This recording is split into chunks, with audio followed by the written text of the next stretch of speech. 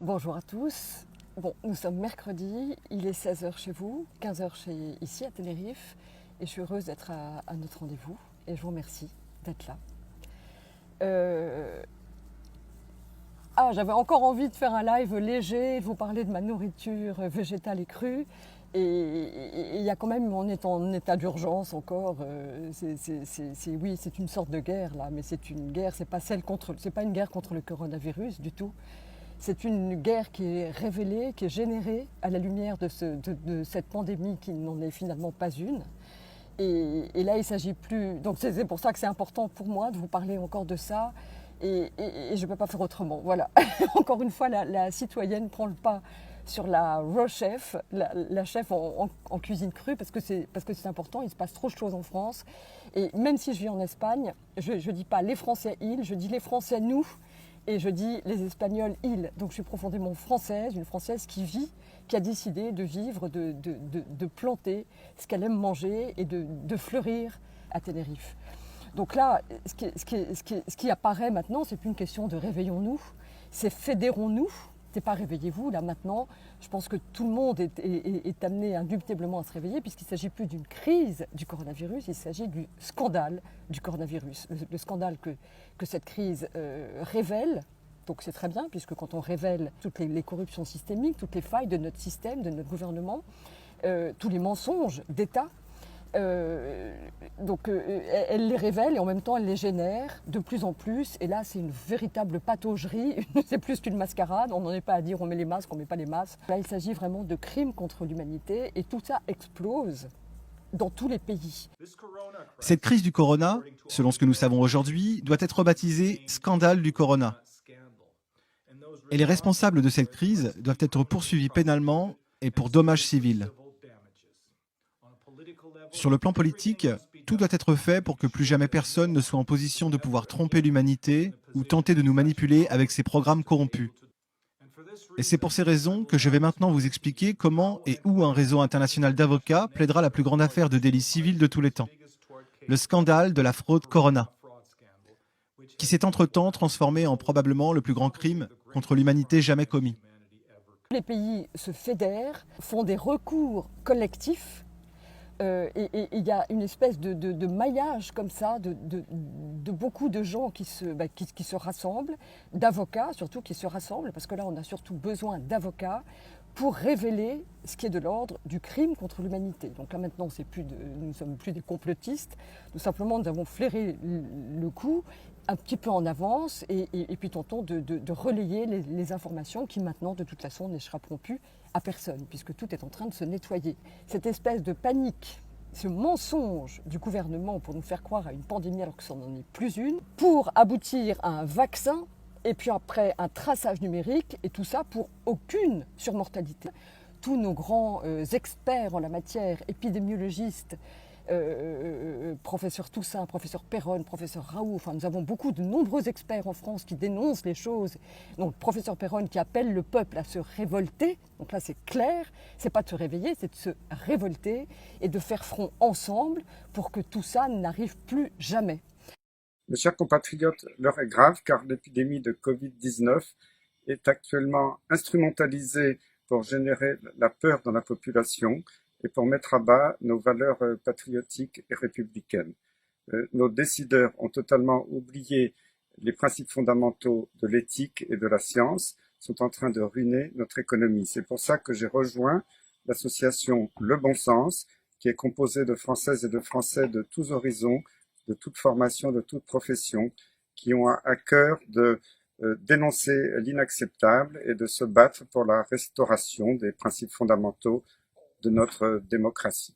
Parce que là maintenant, les gens se fédèrent et je vous invite vous à vous fédérer tout de suite et à rejoindre l'organisation Bon Sens qui a été instigée par Silvano Trotta. Le professeur Christian Perronne a rejoint cette organisation qui va vous permettre d'y voir plus clair. Parce que là, nous sommes complètement déboussolés, nous ne savons plus qui croire, les médias sont complètement infestés, sont complètement corrompus, ils exercent, c'est même pas une information, c'est une propagande pour nous faire peur et pour actionner la peur et pour imposer à notre peuple des mesures qui sont, c'est maintenant carrément dictatoriales. Voilà. Bonjour, je suis le docteur Gérard Guillaume, médecin rhumatologue. Je fais partie du conseil d'administration de l'association Bon Sens. Être membre de cette association Bon Sens, c'est pour moi une des meilleures manières de lutter contre le mensonge d'État qui préside à notre pays depuis le début de la crise sanitaire. C'est aussi le moyen de s'opposer à la mise en place d'une dictature sanitaire rampante. Alors, normalement, une pandémie, c'est quand il y a un taux de mortalité supérieur à une moyenne. Et donc ça, c'est très établi, c'est un terme qui est adéquat quand il y a une surmortalité. Or, il n'y a pas eu de surmortalité. Donc l'indicateur, c'était la mortalité. Après, c'était la présence en réanimation. Après, c'était les cas positifs dont on sait que 4% sur les gens testés sont positifs. Et dans ces 4%, il y a 95% de gens qui sont asymptomatiques. On sait aussi que c'est aussi un scandale des tests PCR, puisque ces tests, le professeur Toussaint nous a bien expliqué qu'au-delà de 37 cycles, on ne pouvait plus cultiver le virus. Et là, en France, on en fait de 37 à 40. Donc, ce qui ne permet pas de déceler des positifs, mais simplement de déceler des gens qui auraient de vieilles traces, de vieux fragments de corona. Le professeur Toussaint l'a dit, les chiffres sont gonflés le soir pour passer au journal d'information à l'heure de grande écoute. Et puis après, il y avait une erreur. Et là, c'est simplement à 11 heures, alors qu'il n'y a plus personne devant son poste. Il rectifie les chiffres. On est en phase de malversation et de manipulation complètement sordide dont ces gens auront à répondre, si tant est que nous nous fédérions et nous adhérions à des associations, alors qui ne sont pas des pétitions, qui ne sont pas des mouvements pour manifester, mais qui sont simplement le fait de rejoindre un collectif de gens qui sont animés par l'intégrité et l'indépendance. Je vous dirai après pourquoi l'intégrité, les termes intégrité et indépendance sont fondamentaux, parce qu'il y a aussi des bonnes personnes, il y a des gens comme vous, il y a des gens comme moi qui ne sont pas animés par de sombres desseins, et le monde n'est pas fait que de gens sordides qui sont attirés par l'argent et avides de faire de l'argent sur le dos de la population. Il y a encore des gens qui sont bien, et je vous invite à les rejoindre. Donc c'est bonsens.org. Je vais le répéter plusieurs fois parce que c'est terriblement important que nous nous fédérions. Aussi dans le genre, vraiment là j'en appelle à votre bon sens, quand on donne 4 500 € pour prime de séjour Covid en réanimation dans les hôpitaux, Martine Vonner l'a dit vraiment haut et clair, et cette vidéo est passée partout. Je vous donnerai chaque lien pour que vous puissiez voir à la source et voir les vidéos de personnes qui s'expriment publiquement. Quand on retrouve aux urgences des gens qui ont besoin que de 2 ou 3 ou 4 litres d'oxygène, ça, ce n'est pas quelque chose qui est caractéristique, qui légitime une mise aux urgences. Mais si effectivement les hôpitaux touchent 4 500 € pour mettre quelqu'un aux urgences comme prime, eh bien tout ça, c'est vraiment du mensonge, c'est vraiment de la manipulation, c'est de la corruption et c'est de la manipulation d'informations que les médias relaient parce qu'ils sont eux aussi corrompus. Donc là, on est dans un tissage, une espèce de nœud d'imbroglio très inextricable, et, enfin qui n'est pas inextricable, puisque des associations comme bonsens.org se font le devoir de les démêler pour nous et pour que des mesures soient prises qui concernent le peuple et qui protègent le peuple, au lieu que de le faire peur et de le mener à le priver de liberté et lui imposer des mesures qui sont tout aussi abracadabrantes les unes que les autres et qui sont totalement, maintenant c'est prouvé de plus en plus, sans fondement. Donc ça, c'est quand même très grave. Bon sens, c'est ce qu'il nous faut. C'est ce qu'il nous faut par rapport à un état de situation qui est très inquiétant. C'est un tsunami finalement qui nous arrive là, de mesures totalitaires. Eh bien, il est indispensable de se ressaisir et d'être nombreux. Les mesures s'enchaînent sans fondement et nous enchaînent de plus en plus. Et de ça, il va falloir se libérer le plus rapidement possible en se regroupant. Il y a eu cette fameuse émission sur CNews, animée par Laurence Ferrari, entre peut-être Blachier, je sais pas, en tout cas il y a Hachier dedans. Ça, je m'en rappelle. Et le professeur Toussaint, quand on regarde cette émission, on voit bien, si on fait preuve d'un tout petit peu de bon sens, qu'il y en a un qui s'exprime, qui n'a aucun argument, aucun fondement, qui est un jeune mec qui ne sort de rien, qui a à peine fini ses études, a fondé une start-up pour prédire des choses qui ne se sont jamais réalisées, qui sont là pour justifier des privations de liberté aux Français et imposer des mesures qui sont insupportables. Vous les subissez tous. Et quand on voit le professeur Toussaint qui ne se départ pas de son bon sens, de son intégrité, qui est absolument documenté, qui a les preuves de tout ce qu'il affirme et qui ne se départ pas de son calme alors qu'il se fait insulté par un jeune gars qui ne sait rien et qui balance des imbécilités depuis très longtemps et qui est invité d'ailleurs sur toutes les chaînes de télé. C'est la preuve là, et j'en appelle encore une fois à votre bon sens, que vraiment on nous balance, que les médias sont de mèche et coopèrent pour nous balancer des informations qui ne sont pas les bonnes et invitent des gens qui ne sont pas les bonnes. L'indépendance, c'est un mot hyper important. Donc dans bonsens.org, il y a 2 mots d'ordre qui sont importants et qui caractérisent vraiment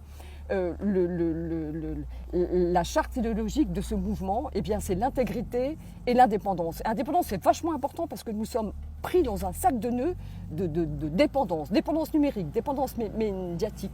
Ah, il y a des camions qui bougent autour de moi, j'ai dû me réfugier ici parce que j'avais sinon des sacs plastiques qui volaient, qui faisaient trop de bruit. Donc je reprends, nous sommes dans une dépendance numérique, une dépendance médiatique, une dépendance médicale, et tout ça pour une interconnexion, une véritable dépendance économique. Le tout, c'est de vendre des vaccins. La vente de ces vaccins, il y en a pour des milliards d'euros. Donc ce sont des marchés extrêmement lourds qui ont les moyens d'arroser les médias et de les rendre dépendants, d'arroser même nos gouvernements qui sont à leur botte, qui sont à leur solde et qui d'ailleurs ne se sont jamais vraiment trompés dans les mesures qu'ils nous ont dictées puisqu'elles leur ont été dictées par l'État profond. On sait très bien que c'est l'État profond. Voilà. Tout ça est très alarmant. Donc l'invitation à se réveiller, elle est déjà dépassée. C'est l'invitation maintenant à se révolter et à se fédérer pour mener des actions fortes, ensemble. Donc encore une fois, rejoindre l'association initiée par Silvano Trotta, qui est un lanceur d'alerte, père de famille, multicensuré. Ça vous dit rien quand même que toutes ces vidéos soient censurées, que toutes les vidéos qui dénoncent la manipulation et exposent la vérité avec des faits objectivés, prouvés, sourcés, soient censurées? Mais mon Dieu, mais c'est qu'elle dérange. Donc tout est, quand je vous parlais tout à l'heure d'une dépendance numérique, bien sûr que les réseaux sociaux sont complètement manipulés et sont complètement à la solde de cet agenda, de cet objectif qui est de vacciner les gens, de générer la peur, de ruiner les économies et de paralyser tous les peuples que nous sommes. Et nous sommes paralysés dans nos démarches. Quand je pense que il y a cette loi contre l'enseignement à distance, cette nouvelle loi qui rend obligatoire l'école, mais l'école est une opportunité de croissance et d'éducation extraordinaire, mais les premiers éducateurs de leurs enfants sont aussi les parents s'ils le décident. Moi, j'ai poursuivi toutes mes études avec le CNED. Bien sûr, je me suis extirpée de l'école à 17 ans, j'étais émancipée avec un carnet de chèques. Je suis allée vivre à Paris dans une chambre de bonne et j'ai réussi mon bac avec le CNED. À l'époque, ça s'appelait le CNTE. Je n'ai pas beaucoup ouvert les cours, mais j'ai quand même passé mon bac et j'ai choisi une voie alternative. C'est absolument pas normal qu'on ne reconnaisse pas ce droit aux élèves qui sont hors circuit, qui ne sont pas comme les autres et qui ne peuvent tout à fait avoir des facultés intellectuelles et une détermination et une complexité intellectuelle, une complexion intellectuelle à pouvoir se nourrir et passer leurs épreuves sans être ralentis parfois par le cursus normal. Donc forcer les enfants à aller à l'école, ça c'est une mesure qui était absolument inacceptable. Il y a des pétitions aussi pour ça, je vous donnerai les liens, mais tout ça ce sont des mesures complètement totalitaires. Enfin là vraiment on est dans une... comment on appelle ça ? Enfin, c'est fasciste, je ne sais pas, c'est pas comment. Enfin voilà, on n'a pas le droit d'imposer à ce point-là et de priver de liberté à ce point-là. Voilà, tout ça, ils devront répondre de tout ça. Xavier Azalbert, c'est le directeur du journal François, c'est le seul à ne pas avoir été corrompu et avoir balancé des informations à chaque fois, qui donnait des coups de pied dans les fourmilières. Donc il fait partie de ce collectif bonsens.org. Bon sens repose sur 2 valeurs fondamentales que sont l'indépendance des décisions, absence de conflit d'intérêts, et l'intégrité, qui part de, en général, toute association, c'est-à-dire avoir des bonnes intentions. Il y a 4 piliers à notre action qui reposent autour de la santé, donc la santé humaine, notre santé à nous, la santé sociétale, la manière dont nous sommes organisés, notre civisme, la santé de notre économie et la santé de la planète. Il y a Alexandra Orion-Caude qui a aussi fait preuve d'une expertise et d'un grand courage. Je suis très heureuse qu'elle ait rallié ce mouvement, qu'elle en soit membre fondatrice.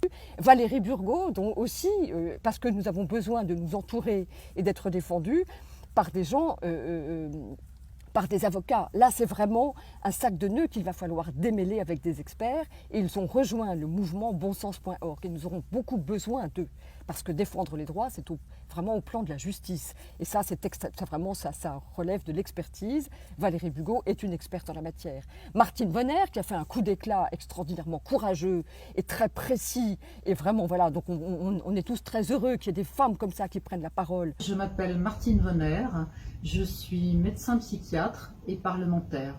J'ai 56 ans et je suis membre fondatrice de l'association Bon Sens.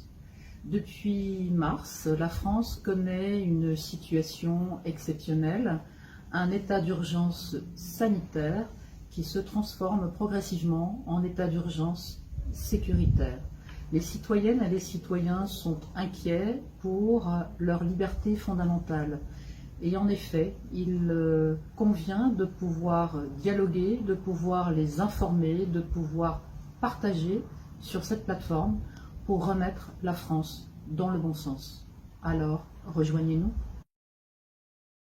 Et Silvano Trotta qui fait un boulot extraordinaire. Ensemble, nous sommes plus forts. Ensemble, nous sommes plus riches. Ensemble, nous sommes plus intelligents. Ensemble, faisons entendre la voix du bon sens. Je compte sur vous tous. Merci. Donc si vous ne savez pas, c'est le moment d'adhérer, de soutenir et de se retrouver ensemble parce qu'on n'y arrivera pas tout seul, chacun dans notre coin, même si on a notre travail individuel à faire, mais on y arrivera ensemble. Voilà. Je vous quitte, je me réjouis de vous retrouver la semaine prochaine. Je vous remercie encore une fois pour tous les messages que je reçois, aussi bien les lecteurs de mes formations qui ont beaucoup adhéré à mes formations, à mes nouvelles formations, et aussi du coup beaucoup à la formation complète de la découverte à la maîtrise de ma raw food, de ma cuisine végétale et crue, de ma raw food gourmande. Ça, c'est aussi important de prendre soin de soi et de prendre des mesures pour avoir une clarté mentale, pour avoir une indépendance sanitaire au plan de sa santé, de restaurer sa santé, de bien manger, parce que j'ai fait déjà des vidéos là-dessus. La nourriture que nous achetons dans les grandes surfaces, elle n'est pas bonne pour nous, pour soutenir ce dont notre organisme a besoin, pour avoir de bonnes immunités, pour ne pas céder à la peur, pour rester joyeux, se faire plaisir en mangeant et manger sainement. Voilà. Donc je vous remercie parce que je suis inondée de mails. C'est très agréable pour moi de recevoir tous vos retours, complètement émerveillée de pouvoir suivre, d'inscrire dans votre vie cette nouvelle alimentation. Ça me fait plaisir. Et tous les messages que vous m'envoyez, que ce soit par Facebook, par YouTube, je les lis tous, ainsi que tous vos mails. Je vous remercie beaucoup pour ça et je me réjouis de vous retrouver mercredi prochain à 4h, quoi qu'il arrive. Je vous souhaite une belle semaine entre-temps.